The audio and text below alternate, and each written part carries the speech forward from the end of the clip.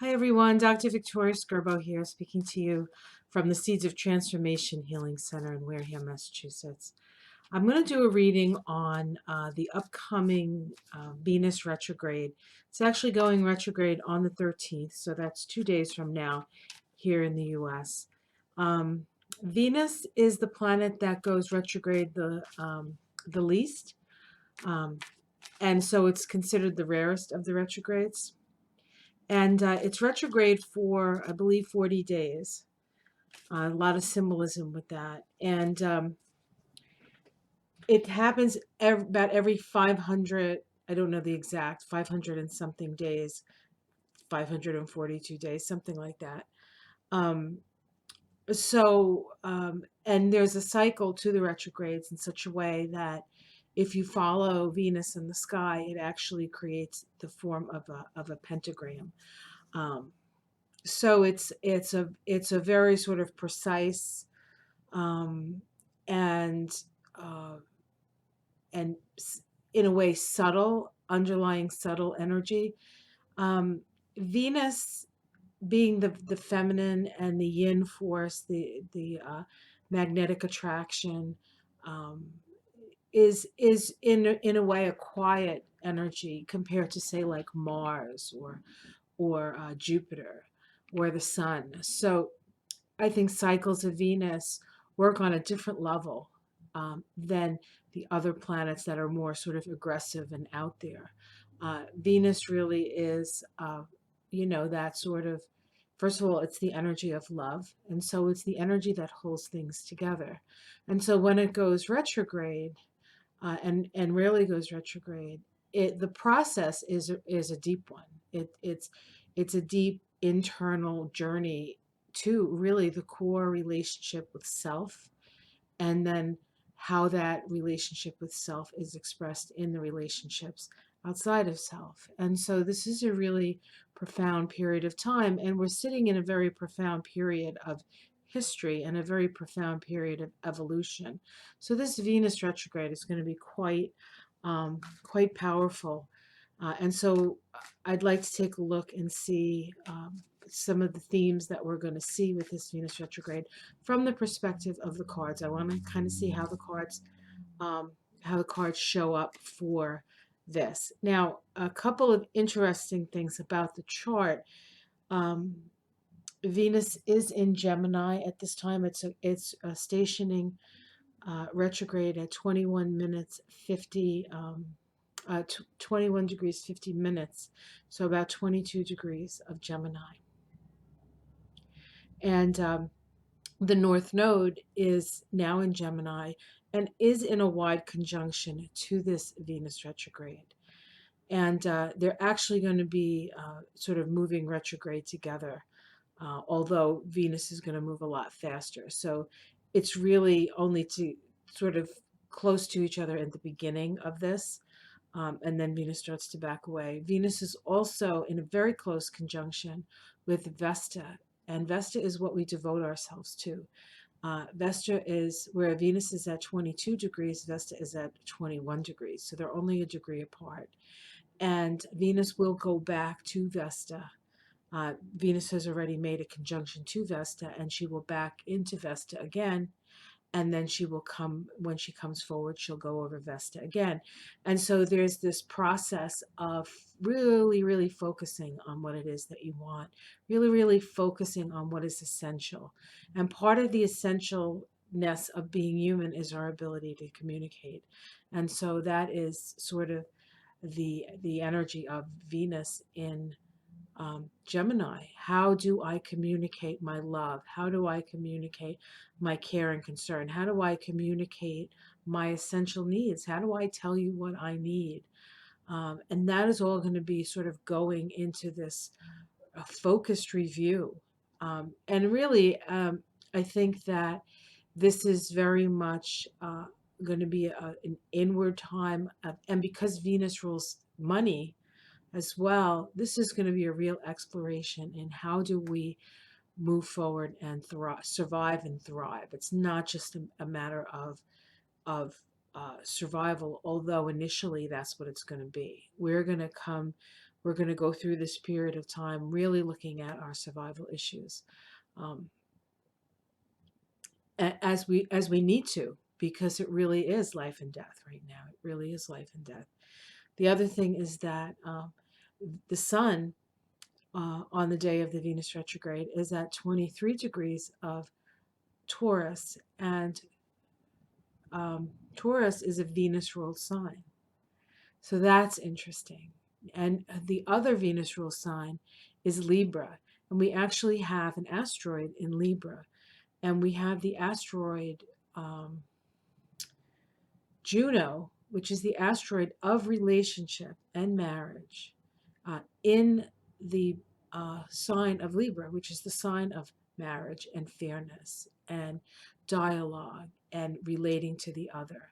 So this is all tied in, all very powerfully. Um, so that's kind of just a little bit on this Venus retrograde.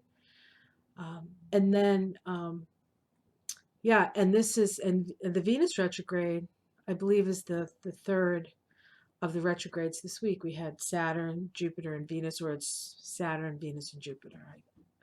I have to look for that, but it's like within a day of each other, so it's just a matter of remembering who goes first. So this is going to be a very profound time. Let's see what the cards have to say about this, because I did got into the chart.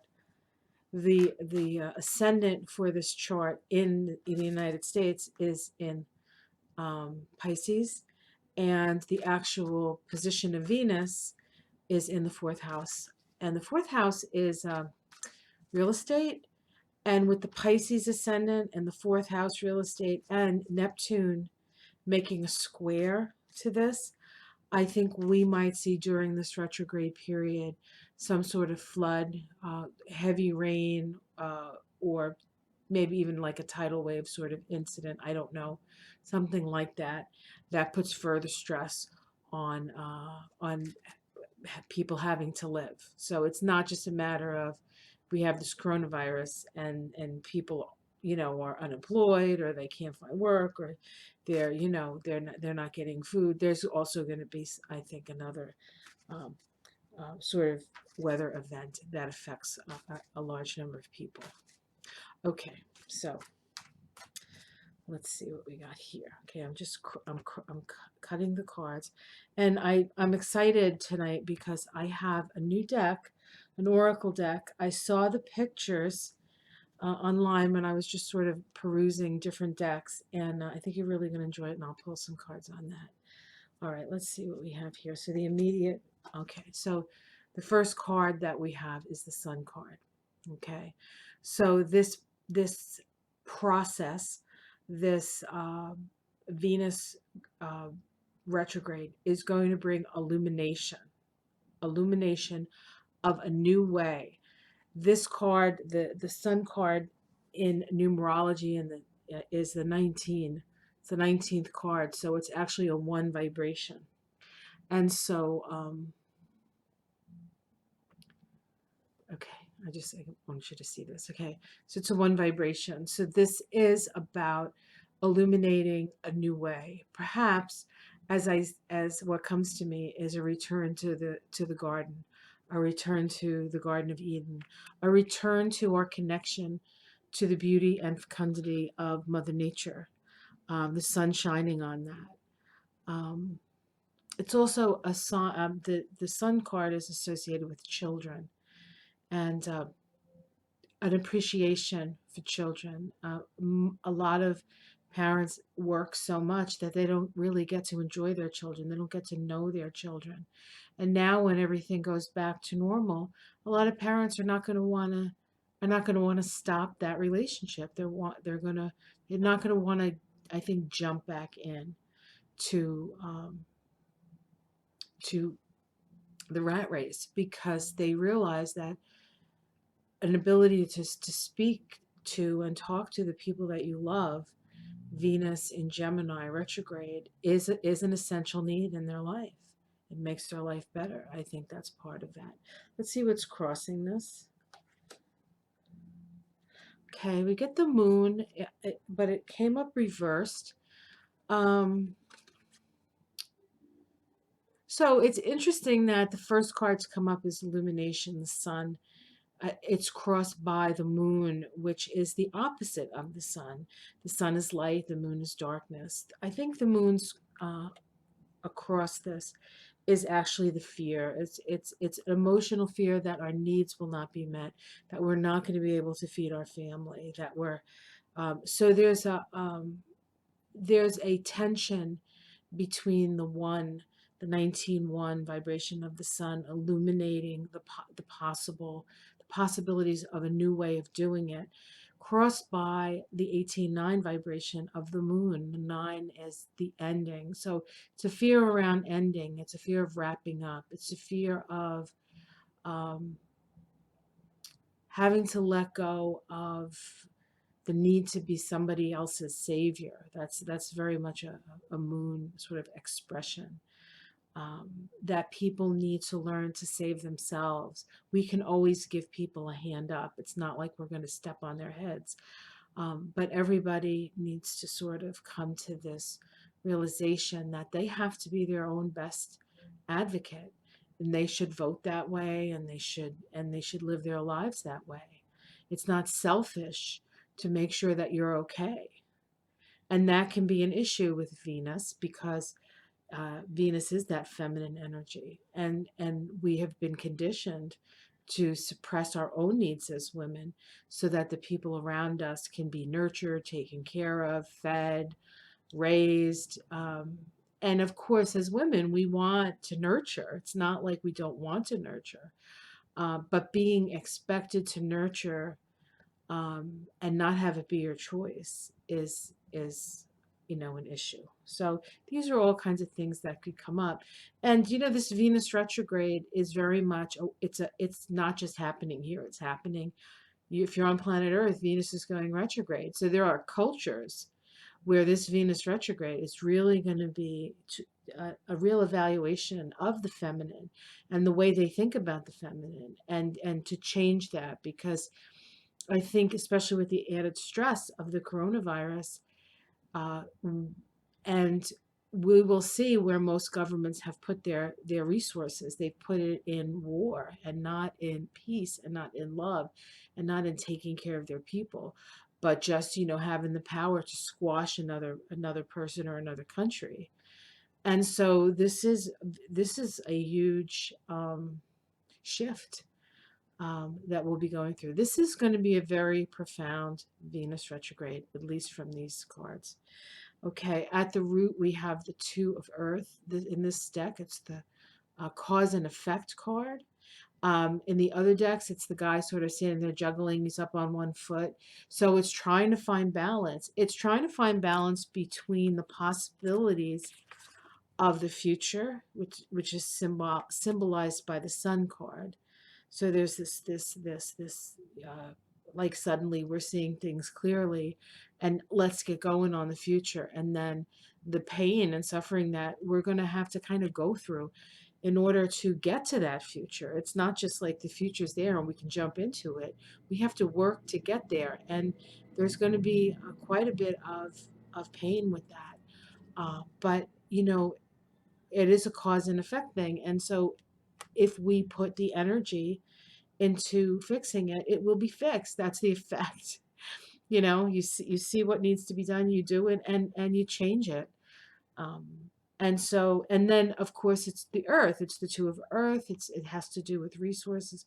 So it's a very fine balance to sort of push forward into the future and yet hold back enough so that not so people aren't left behind. That's what this is about. And of course, Gemini is a dual sign, so we're going to be thinking about both sides of every issue. In the past, we have the Three of Water. This is called Stream of Love. This is the Three of Cups. Of course, Venus is the planet of love. I believe the last Venus retrograde might have been in Scorpio. Hold on one second. I think I have my ephemerals. Yeah, let me take a quick look here. Goodness gracious. All right, let me see when the last Venus retrograde was. So it would have been about 2018, I think. Okay, just give me 1 second, guys. I'm sorry, I should have this on the tip of my. Okay, let's see. Venus, 2018 Venus. It was retrograde in Scorpio. Yep, Scorpio and Libra. No, or just Libra. Was it all in Libra? I'm sorry, guys. No, it was in Scorpio. The last Venus retrograde was in Scorpio Libra, and this is this is water. So the last one was around our feelings. So that's what we're talking about here. We're talking about the actual cycle. The last time Venus went retrograde. So in the past, it went retrograde in Scorpio um, and Libra. It actually went all the way back into Libra. And Scorpio and Libra are the two signs associated with relationship. And so we were reevaluating both the most intimate parts of our relationship and then the more sort of cerebral parts of the relationship, you know, the idea of relationship and fairness. But in Scorpio, it's the actual like nuts and bolts of sharing your body and sharing your resources. That's big because that's life and death. When you get into Scorpio, we're dealing with the issue of life and death.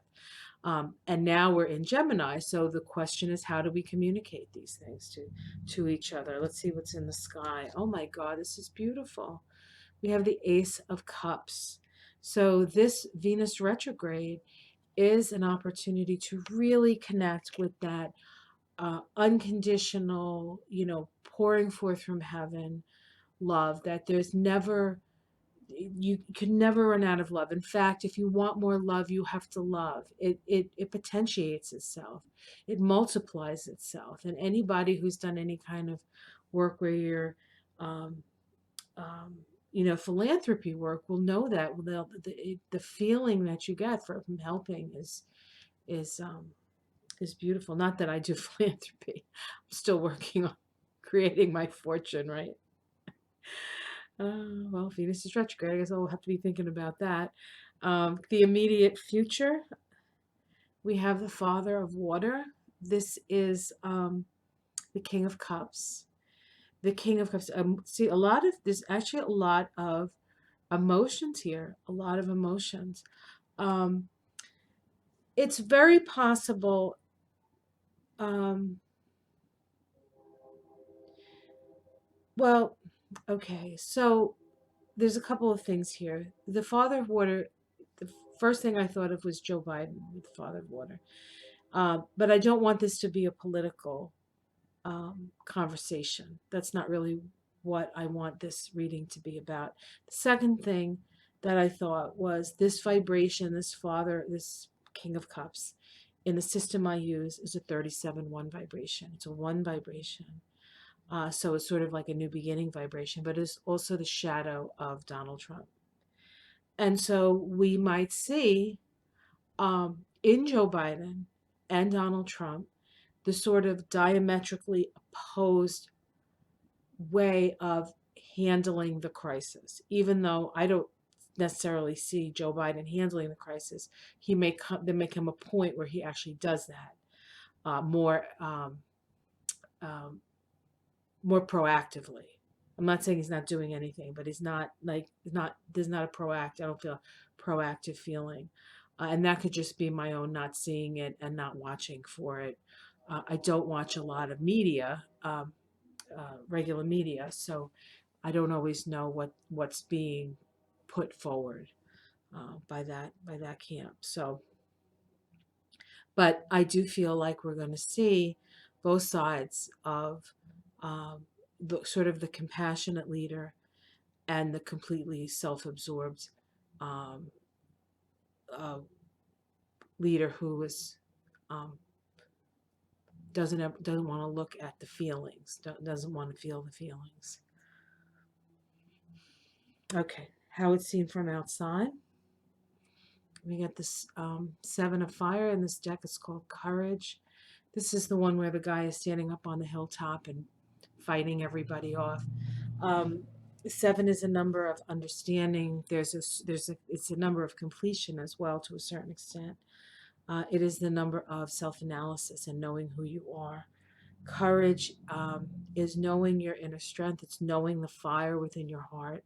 How courageous are you? Who are you courageous for? This is something that we will see.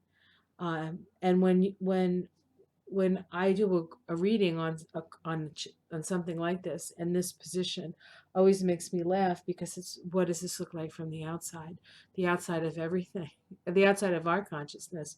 So we could say this is spirit that, or our guides, or this is the aliens that watch us to see how we're doing, how are those kids doing there on Earth, um, seeing our courage and our fortitude. And so that, I think that is also. Um, and our willingness to fight for what is right, and our willingness to fight for what we believe. This card is located in Netzach, and on the Tree of Life, that's the Venus Sephiroth. So it's the Sephiroth is connected to Venus and ruled by Venus. And in as we go through the Venus retrograde, if you overlay the chakra system on the Tree of Life, that is the solar plexus. This is a fight for what you want. What do you want? Where do you want to go? What do you want to contribute?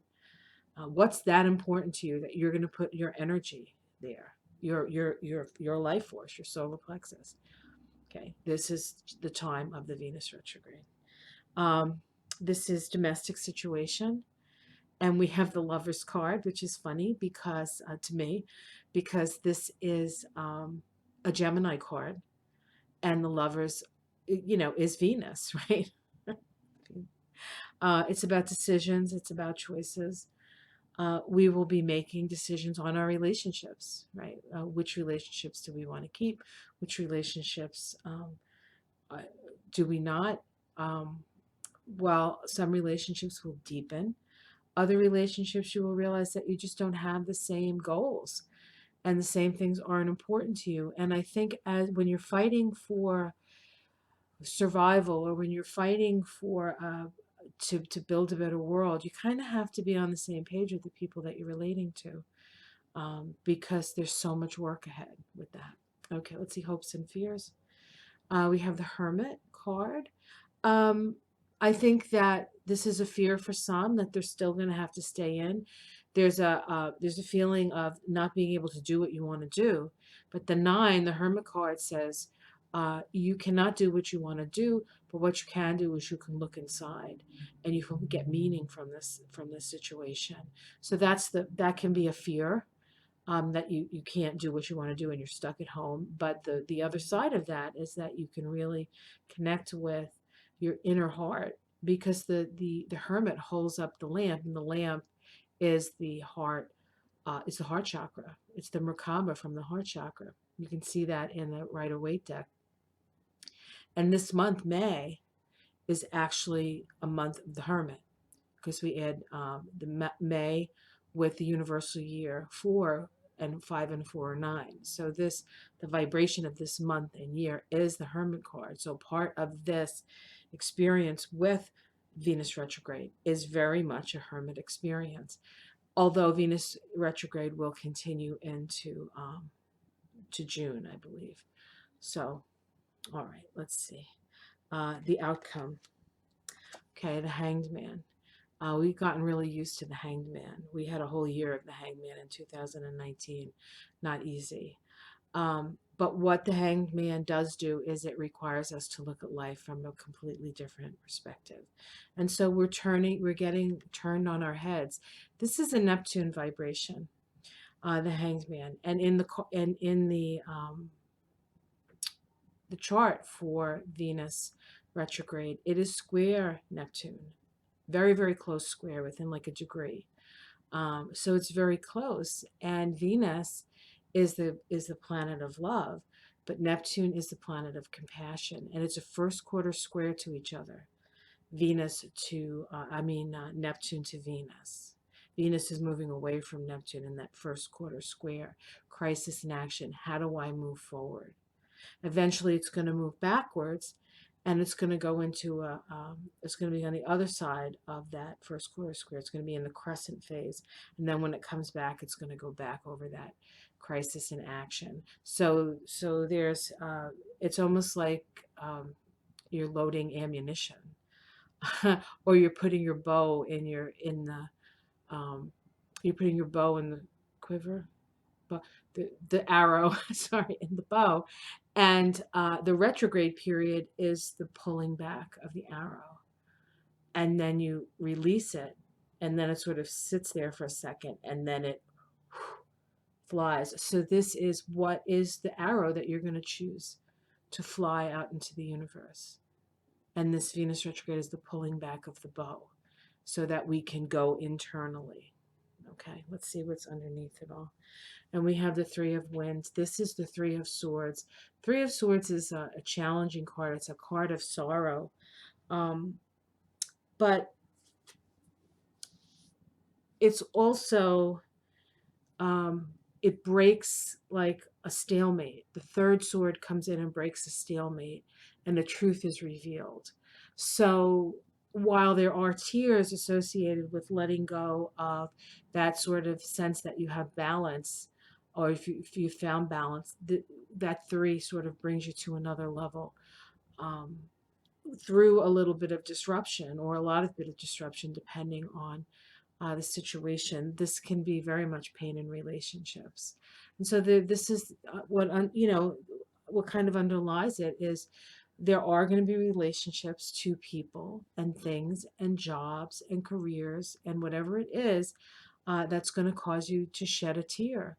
But it's going to free you to be uniquely who you are. It's going to free you to express yourself in a more, if you do the work, in a more authentic way. And I think we see that with the first card coming up being the sun, because the sun is shining your light.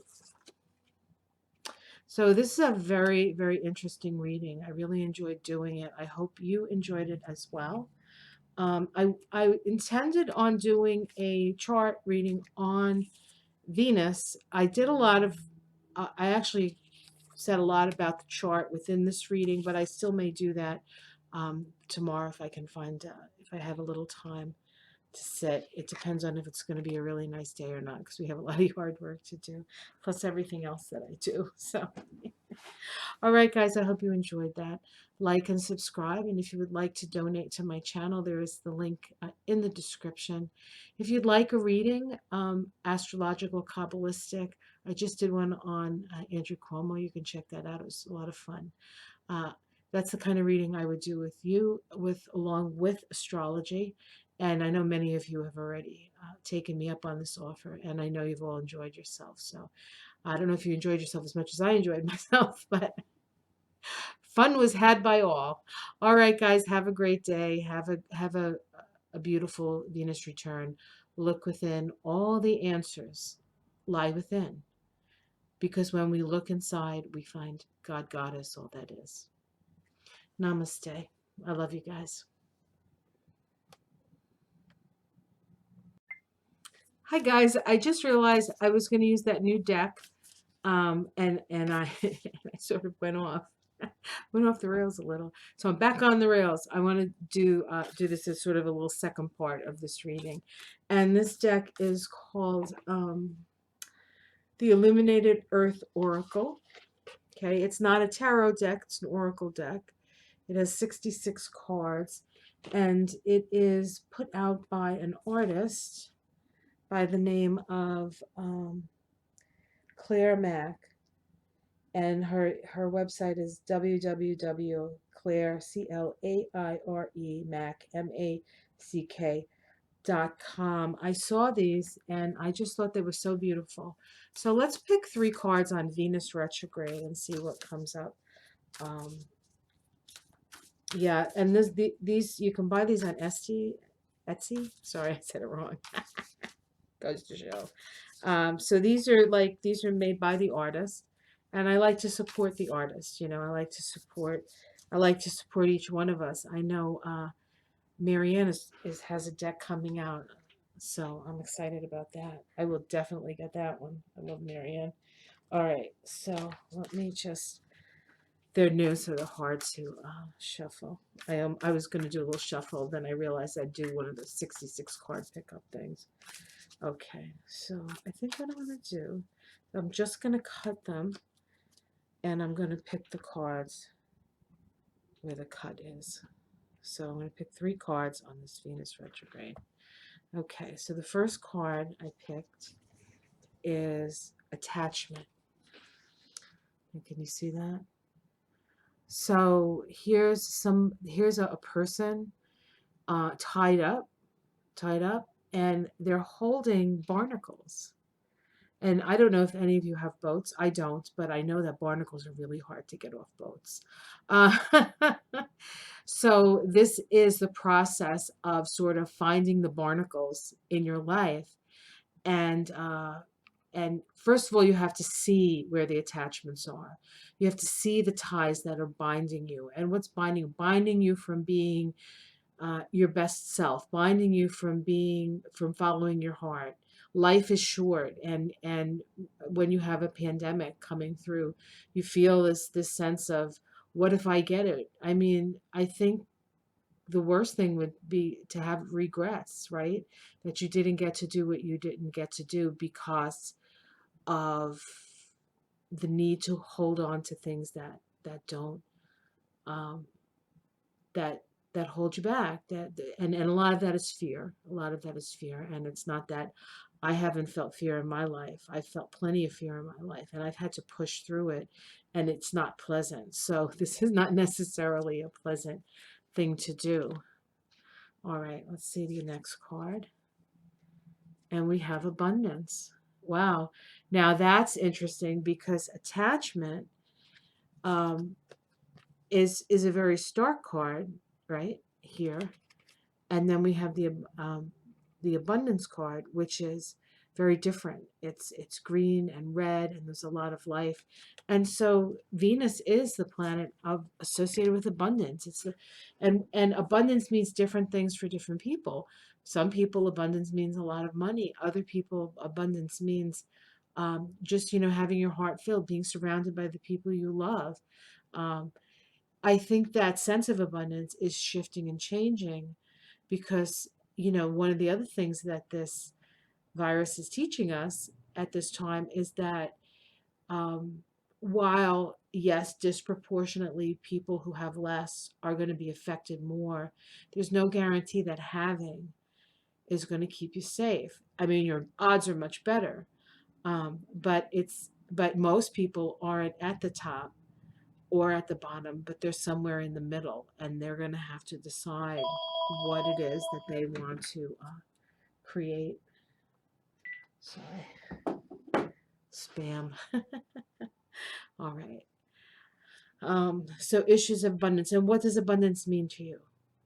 Some people, abundance means having good friends that you can spend time with and talk to and have a cup of coffee, while other people need to go on trips. Abundance means different things to different people. And so we're going to have a review of that. And let's see what the last card is. And the last card is called Transient. Now, this card, and I don't have the booklet. Oh, I do have the booklet, but I try not to read from the booklet. I try to discern what it is that I get from each card. But this is Transient, and this is actually a picture of the lunation cycle. Here at the bottom, you see the dark of the moon, and then here at the top, you see the full moon. So these are the eight phases of the moon, and um, I think that the idea of the transients, like things are always constantly changing. That I think in this case, that's how I would read this card, transient. And knowing that, we cycle through periods of lack and periods of abundance and periods of lack and periods of abundance, um, and understanding that, and perhaps understanding where you are in that cycle. Are you letting go? Not everybody is in the same cycle. Even if we as a culture are letting go of the structures that no longer serve us, not everybody in their own personal life, while they have to experience that, and that's part of their life, it's not always where they're at. This could be a time when you're in a one vibration, and you want to start planting seeds So that by the 3 vibration, when you get to that 3rd year, you see things. Some people are at a 2 vibration, and it's about making a decision. Which direction do I want to go in?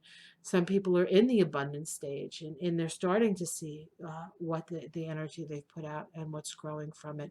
So everybody's at a different stage. But knowing that whatever stage you're at, it's going to change, and you're going to be at a different stage, and so on, and so on, and so on. And the cyclicity of our life here on earth, and in harmony with the cycles of um, the stars or the planets in the case of Venus. So very interesting. So evaluating what we need to let go of, or in the case of barnacles, scrape off. Okay. Abundance. What's our definition of abundance? What does that really mean? Are we deciding, or is Madison Avenue deciding? The madmen or the admen, or who the hell those people are, right? Are they deciding? And then there's just the general transient nature of life, where there are times when you have more and there are times when you have less. But just because you have more doesn't mean you're not going to have less. And just because you have less doesn't mean you're not going to have more. It's about getting within the flow of that, and finding a way to live your life in a harmony with that cycle, even when that cycle, it can be part of a challenging cycle. I know for me, the easiest times that it's been to count my blessings is when I've been at my lowest, and when I've had the least, and when I wasn't sure that the next day that I could continue my life as it was. Those were the times when I would just count my blessings. And sometimes it was just about having my feet on the I woke up this morning and I breathed the air and I felt the sun on my face and the earth beneath my feet. And that was all I had to be thankful for. But you can manifest that. You can connect to that. You can connect to that gratitude and that abundance. Um, all right, guys. So I'm done. I hope you enjoyed that little part of it, and I will see you again soon. Take care. Still love you.